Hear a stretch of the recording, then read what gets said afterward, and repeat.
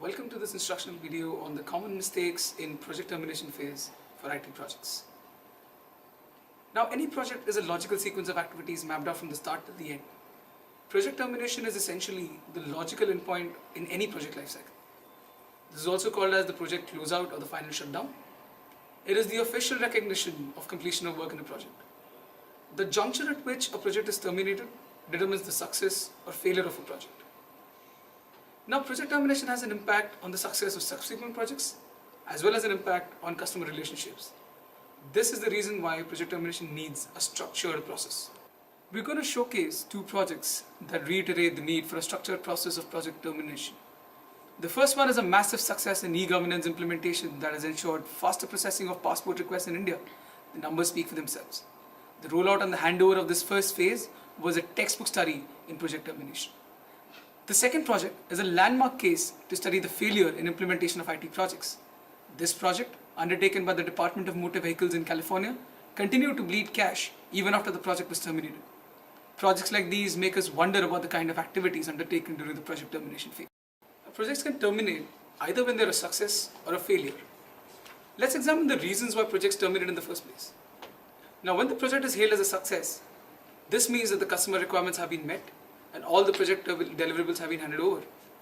However, if the project has failed and the project needs to be terminated, the reasons could be manifold. They could be environmental factors, an act of God or a riot or any other external factor which causes the project to terminate. It could also be because the customer's priority for a project has changed. A project that is important yesterday is not as important today. It could also be because of the change in the customer's expectations midway through a project, leading to a change in scope, differences between the project team and the client, and thereby causing the project to terminate. It could also be because the project champion or the project resources have actually moved on to other projects or other assignments, thereby causing customer dissatisfaction. But perhaps the most important reason why projects terminate and fail are because of cost and time overruns. Whenever the cost or the schedule goes haywire, most projects end up getting terminated. Now, for any IT project, the project termination activities are taken care of by 4 different business functions. The first is the project team itself, which takes care of activities such as closeout meetings, reassignment relocation plans, personnel reports, and the knowledge transfer documents which need to be handed over to the client. The second is the financial team, which takes care of activities such as the charging of the audits, billing and invoicing, and preparation of the final report. The third is the legal team, which takes care of the compliance checks and the contract renewal between the client and the project team. And lastly, the infrastructure team, which takes care of activities such as the shutting down of the offshore development center and material, equipment, handling and removal. Common mistakes plague the termination of most IT projects around the world. We have classified them into 2 broad categories, namely emotional and intellectual. Both these categories are attributed to the internal as well as external stakeholders of the project. Let me take you through some of these aspects. The emotional problems of the employees mainly constitute the fear for their family, their job, peers, and some relocation-based issues that may cause problems in the termination of the project. From the customer's end, perception of the project is a big problem. They may consider the project irrelevant at any given point in time. Another issue could also be that there is a change in the people handling the project. The internal intellectual needs are the ones which require utmost commitment from the service provider, and they include factors such as certification needs, identification of outstanding commitments, efforts on closure of work order, work packages, and/or deliverables.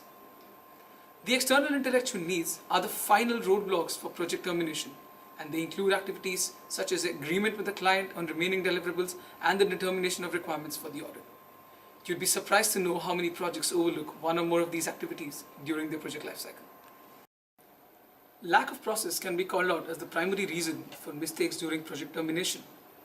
The general structure of most IT projects is essentially the same, so it becomes important to classify the events conducted during a project using the POOR framework developed by our team.